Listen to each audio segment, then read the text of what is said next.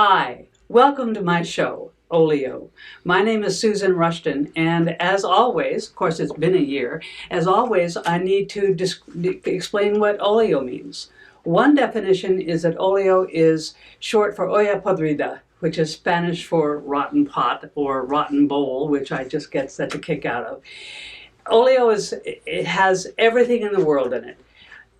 Pork in all its iterations, bacon, pig's feet, brains, whatever, sausage, of course, chicken, chickpeas, cabbage, carrots, beans, pig's ears, onions, and garlic. As I said, essentially everything in the world in it except acorns and Wheaties.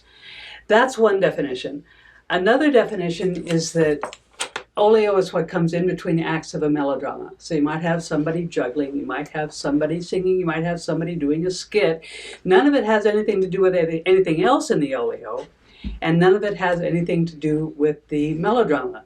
So in other words, it's apples, oranges, and a monkey wrench. So welcome to my monkey wrench. That's a pretty lighthearted introduction to a very serious subject. My guest today is Nina Salerno. Welcome, Nina. Thank you. Executive Director / President of an organization called Crime Victims United. And this is a half-hour show.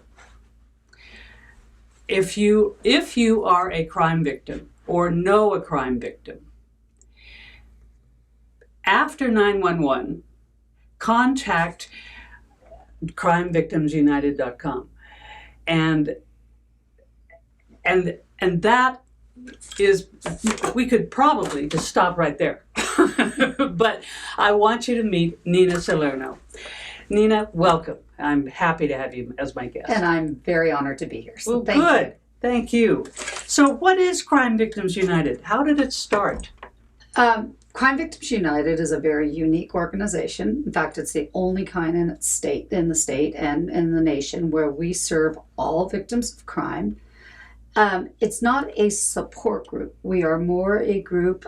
We lend support to victims, both emotional. We find counselors for them, but we also work with them to advocate for their rights within the criminal justice system so that they understand their place and their role and their rights. We do education on public safety out into the public, and we advocate in our state legislature very heavily on the voice of the victim and the rights for crime victims. So really what I like to say, it's an organization that brings a voice to the voiceless. Often the victims are lost within our criminal justice system and beyond, even in our legislative system. These are people who don't know about the law. And you as an attorney, and I'm sure there are other attorneys involved, and law enforcement people in Crime Victims United. Yes, we have have the information. We do, and we have a very broad base, and we work both at a local and a state level and even at a national level to make sure that victims' rights are ensured in our criminal justice system and that their voice is at least heard. It doesn't mean the outcome is always what a victim would like. And it's very hard because you'll never be made whole again, but at least that their voice is heard and their rights are met. And that's really the premises. We also like to inspire. So we have part of our program is a scholarship program for young victims of crime. And that's near and dear to my heart because I was very young when I became a victim of crime. And we help to scholarship them on to higher education so that they can go out and make a difference in the world and from the pain that they have experienced. Okay. To answer your question about how it got started, I have amazing parents. My sister was murdered in 1979 at the University of Pacific campus in Stockton. I was 12. It was a stalking domestic violence murder. Oh, brother. And back in that day, victims one had no place in our system. We didn't have stalking laws, and my parents, and especially STALKING. yes, stalking. Okay. My parents decided we needed to change. They took their greatest pain, burying my oldest sister, and turned it into a motivation to change the criminal justice system, and they sparked the crime victims' rights in the nation. And my mom is just an amazingly strong woman. She's headed it, and I grew up under it. At 12 years old, I was the youngest person to testify in front of President Reagan's task force for victims of crime and to advocate for change. So I grew up with my mom advocating for change So for this victims. is essentially your whole life. It is. Yes. It's Yeah. my passion. Yeah. And it's been your passion for 30 30 plus 23 years. years. 30 years. Yes. Yeah, Okay. 30 plus years. Wow. So, And I'm assuming that this, one of the reasons this is so important is that people who are caught and sued or put on trial, they have lawyers, and they can have, if they can't afford a lawyer, one will be assigned to them. Correct. There's all sorts of stuff like that, and all the cop shows show what happens to the criminals, and often the victims and the victims' families are left out in the cold without advice other than what they might be able to get from a variety of odd, here's somebody else. But you Crime Victims United gives people something. we give them the tools, and you're absolutely right. From personal experience, plus growing up working with victims, both as a lawyer and as an advocate, the devastation to the lives of the victim and their families is far beyond description. Many of my sexual assault victims never feel safe again. You know, walking down a street or being in their home, if there was a burglary in the home. Or there's a phone call. Oh my gosh. And correct. And And knowing that they may have to face the person that harmed their family again in a parole setting. So that sense of security that we all want our children to grow up with is taken from every victim I know. And that is something that money, nothing can replace. But by helping them learn their rights, helping them have their voice, giving them empowerment, and a lot of our victims end up working, be part of our board and advocate for different laws now. That empowerment helps to bring back some sense of peace to them, and that yes, this tragedy took place in their life, but there we're are going to people on their side. Correct. Yeah. And then from the very beginning, we work with them and we explain wherever they are, these are your rights, here's your contacts. Like I said, if they need to know some counseling contacts, if they would just want to know, do I have a right to be heard at the plea bargain stage if the case is getting plea bargained? What is a parole hearing like? And unfortunately right now, like in Los Angeles County, the new district attorney there has said victims have no voice. He doesn't help them at all. So we've reached out to the deputy district attorneys and said, send them our way. We'll have attorneys help them. I argue parole hearings for them. So we provide as much service as we can to support victims through the process and beyond. Huh. Wow. So you're not only at the top of the organization as executive director and president, you're down in there. My mother wouldn't have it anyway. She's 88 and still comes to the office, and she is amazing.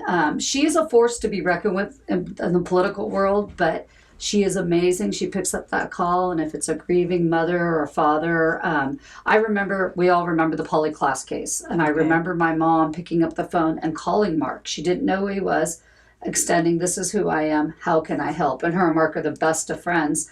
And to Mark, it made all the difference in the world. It just, he says to this day, that call that came in the day after, and somebody offering to help me, the victim, changed him forever. And at that time, I've lost her. I don't know what to do. Where am I going to go? Somebody phones, I want to help. Here's how I can help. Yes. And she probably didn't even say, what do you need? What she said was, here's what I can give you. Right, and how can I be there for you? And so that's the philosophy in our organization. And, we've helped on all levels. I had the experience of representing the Santos family, and that was the case when Governor Schwarzenegger, on 1 minute before he left office, commuted the sentence of a murderer. It made news all over. This poor family was devastated. So I reached out the next day through a radio station and said, I think I can help you on a legal level. And we ended up arguing the case all the way to the California Supreme Court and changing a law. Now, it didn't change what happened to that family, but the Santos, who are wonderful people, are so proud that they've been able to change a law to help other families. So we do a lot of that in our legislature right now. And it's a tough time in California for public safety and victims. They've really tried to shut the victim's voice. We're releasing a lot of Why bad would people. that be? There's this philosophy out there that, which we believe in, that, we do need some criminal justice reform, do rehabilitation better, but it's been taken to a level right now where they are not considering the impact on the people of California. Under this governor, we've released a lot of violent individuals. So crime is on a rise again in California. It's up 40% in Los Angeles and 36% in Oakland. And we're talking murders and rapes. We're not talking, and child molest. Car stealing. Yeah. Yeah. So I think, like everything, a pendulum swings. And we were in a time when, because we had laws like 3 strikes, we had the 1 strike law, people were serving longer prison sentences, crime went down. And so it kind of lost its... it's working. Yes. And now all of a sudden it's swinging again. And unfortunately the victims are being shut out again, like I said, pointed in Los Angeles County. Yeah. And so we just have to keep fighting. We're just going to push back and, and stand tall and say, no, these are our rights. And this is what we want to see. And it's not just for the victims. We want to see public safety for California so our kids can go to school safely and not worry about school shootings and things like that. Okay. So we're working hard in the legislature right now, too. This is Nina Salerno. She lives in Auburn. This is an Auburn-based organization that is nationwide. Oh, it's amazing. And we love the Auburn community. As far as they're very supportive, and Chief Kinnanen, the new chief, is wonderful. I've already conned him into starting a project for crime victims that I'm really excited.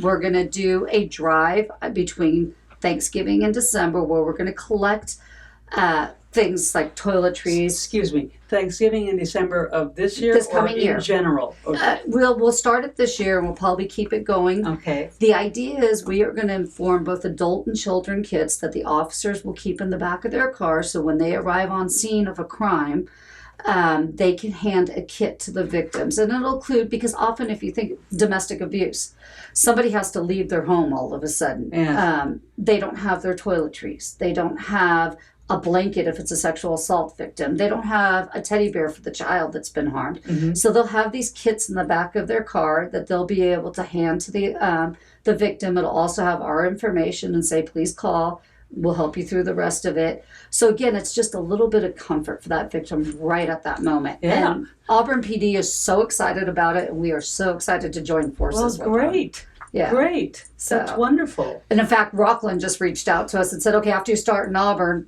can we do it in Rockland? So I think we're going to be able to get it countywide. I'm really excited. How exciting. Yeah. Yes. Yes. So we're very blessed to be in Auburn.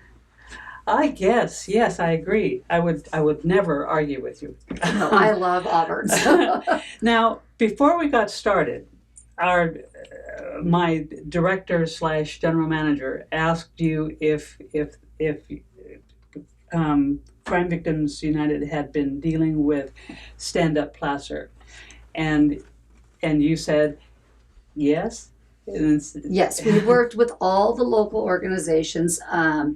We had started, prior to COVID, we had started a clinic once a month where all the services like stand-up placer, Acres of Hope, even services for those with addiction would come. We started it at Gold Country Church. They gave us a room, and so the community could come in and learn about resources. When COVID hit, we actually, if you go on our website, which is crimevictimsunited.com, we did a virtual clinic. And now, post-COVID, we're going to restart that clinic. And then we also, oftentimes, like Acres of Hope has called at times and said, I have a victim here that has some legal questions. So we take the time to answer it. We're looking at trying to start a restraining order clinic. So we have some things in the works for the community in general. Educating the public about how Yes. to stand up for themselves and do this. Yes. Oh, wow. And make it less of a, God, now what? What are we going to do? Yes. Um, And how do I get help? Where do Yeah. I go? I'm all by myself, and now it's all of a sudden, and now, but with Crime Victims United, one is not alone. And One that's is not our goal. alone with Crime Victims United. CrimeVictimsUnited.com. What is your job as executive director?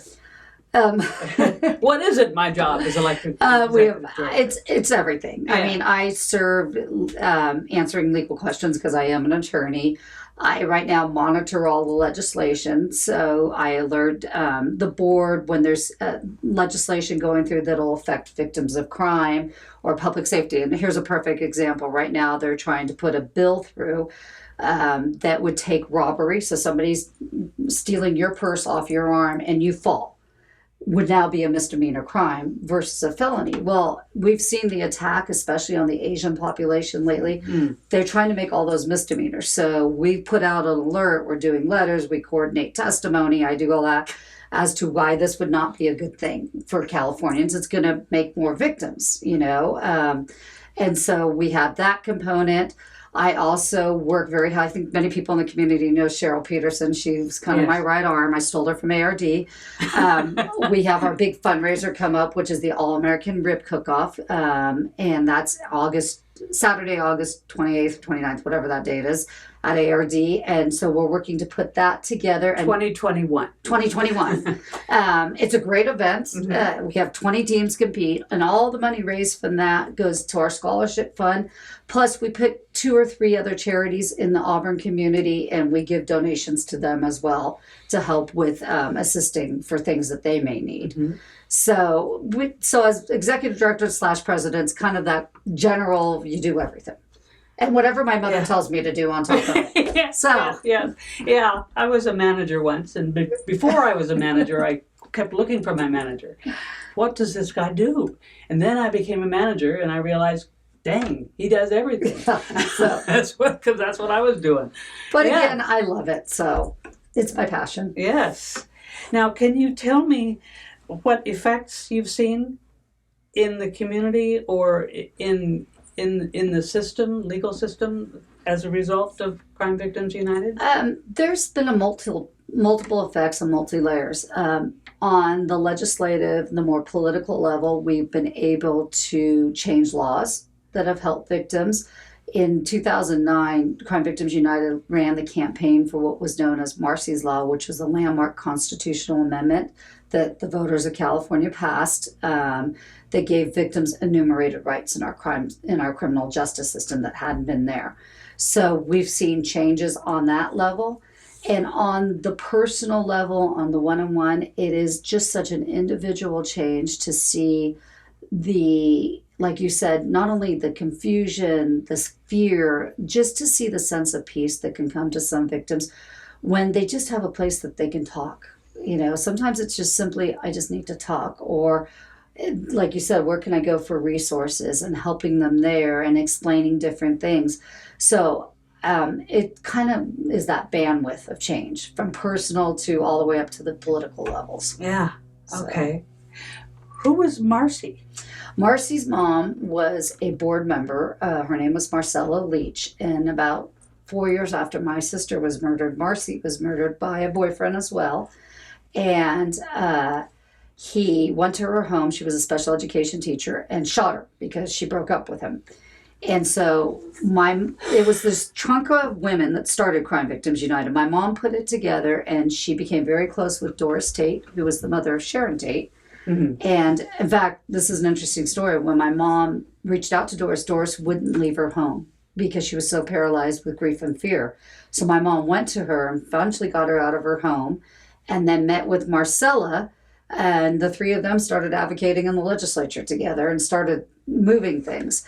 Both those two have passed on, but Marcy was a law that we did under her daughter's name because one of the things that happened is at that time, the murderer, when he was waiting trial, was let out of the county jail and no notice was given to the family, and the mom comes walking out of the grocery store and runs right into it. Ooh, So ah, yeah, so we changed the notice rights under Marcy's law for crime victims. So I don't know which would be worse. Meeting him without understanding that he was out of jail or hearing that he was out of jail. right, but at least you But could you be can prepared. Yeah, yeah. So those are some of the things that we've done with that. And like I said, I remember the three ladies, my mom, the two ladies, just going to the state capitol and starting, okay, how do we start connecting victims to resources and helping them? And they were amazing. All three of those ladies buried their daughters and took what I would believe is the greatest grief a parent can experience and made a change. Yes. So, Well, wonderful. yeah. And are there, we've been talking about most of the victims we've been talking about are female. Do men reach out as well? Yes. Like I gave the example of Mark Class. There's Mike Reynolds. Yes, we have a lot of males, and it's not just homicide victims. Like I said, we help all victims, all races, religions, sexual orientation, all crimes.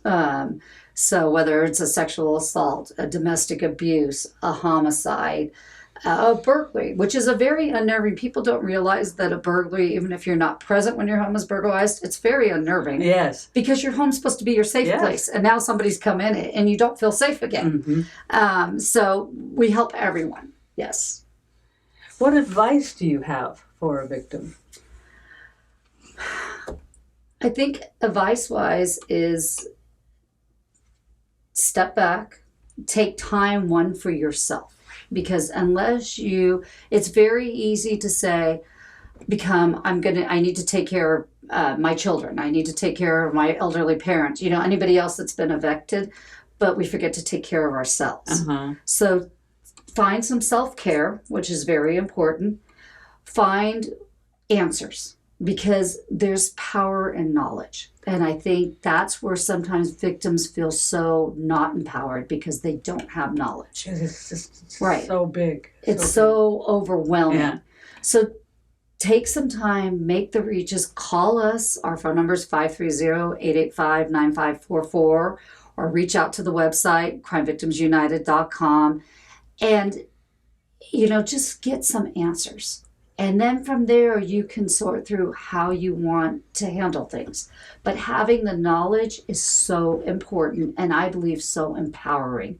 It takes that overwhelming feeling, that grief, and just brings it down a little bit for you. Mm-hmm. So, And I can also imagine that somebody understands. yes.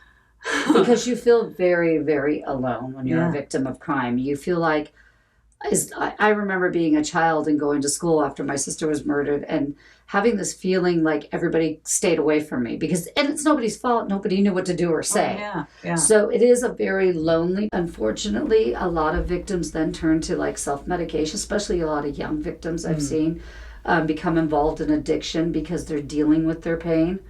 That's another piece of advice I would have, is know that you're not alone and to speak up about it. Especially in some cultures, being a victim of a crime is a shame. But it's not your fault. And Yeah, yes, yeah. and so reach out, speak up, make the police reports. Don't be afraid, Mm-hmm. and understand that it touches everybody's lives. Yeah. So Yeah. Okay. Wow, that's hopeful. That is very hopeful. thank you. And again, this is Nina. I was going to say Nina Totenberg, but Nina Salerno, who is Executive Director and President of Crime Victims United. If you want to learn more, go to crimevictimsunited.com. Do you have another lovely lovely memory of what has happened as a result of your involvement? Yeah, I mean, I think one of the best memories I have, or one of the best feelings, like I said, is seeing the changes that have been made, the strength that has been given to people, and also seeing those in the community whose lives haven't really been touched by crime, all of a sudden, like in shows like this, reach out and say, I'm going to help someone, or I know someone who's been a victim of a crime. I'm going to encourage them. So again, it's that education piece, even for those whose lives haven't been touched. So last week was National Crime Victims' Rights Week, and we did the first ever rally here in Placer County. And it was really neat. We had the Sheriff Bell speaking, the police chief from both Rockland, Chief Kinahan. We had Senator Nielsen, our Assemblyman Kiley from here. Everybody came and spoke in support of victims, and we just had general members of the public. And I think that is something we're going to continue. We used to do it at the state capitol. Right now you can't get to the state capitol because it's all blocked off. Yeah. Plus, we have a prettier venue, that beautiful courthouse. Again, that's also a really nice, lovely piece, is to start seeing people say, you know what, you're right. The victims have a voice, and we need to support that. Yeah. So. Yes. And was this event at the courthouse? It was. We did it on the courthouse steps, and then we had a reception at the newly renovated White House right afterwards. So Speaking of the White House, Nina and her husband James Besselman are owners of the White House, which used to be Latitudes. yes, It's on Maple Street. 130 Maple Street, Yeah. right across from the steps. And Nina says they're going to open, soon. The end of May, and we've been very blessed. I think some people know in the community. Everybody knew Tap and Bind, Caitlin and Addison Brown, wonderful people. Addison and I have been friends, and he reached out, and we formed this awesome partnership. So it's now going to be Tap and Bind at the White House, and we're opening together. Plenty of outdoor seating. We have about 8,500 square feet of outdoor seating. Wow. So I think it'll help make people feel comfortable, and it was such a beautiful building when it was Latitudes, and to see it come back to life again is going to be really exciting. So Yes. look for it at the end of May. And one of the things Caitlin and Addison came up with, I think you've probably seen in a lot of fundraising, you can round up your change. So your bill is, $1.50. They're going to do that, and they're going to donate that to the scholarship fund. Oh, so great. we're going to be able to scholarship a lot of young people. The Crime Victims United Yes. Scholarship Fund. Yes. Okay. So this is a small town, but it's a huge community. It's a huge heart. It's a huge heart and a wonderful community, and I am so thrilled that you're involved. Well, That thank you. that you're here. I'm excited. I think it's wonderful. Thank you. And again, my guest has been Nina Salerno, Executive Director / President of Crime Victims United, crimevictimsunited.com. If you're a crime victim, if you know of a crime victim, one of the things she and I recommend is contacting crimevictimsunited.com. And that gives you a place to start that is more hopeful than not starting there. Yes. Yeah. Okay. Nina, thank you very much for being my guest. Thank you for having us, and I really appreciate it, and we look forward to doing more together. Yes, thank you. Thank you. And thank you. Bye-bye.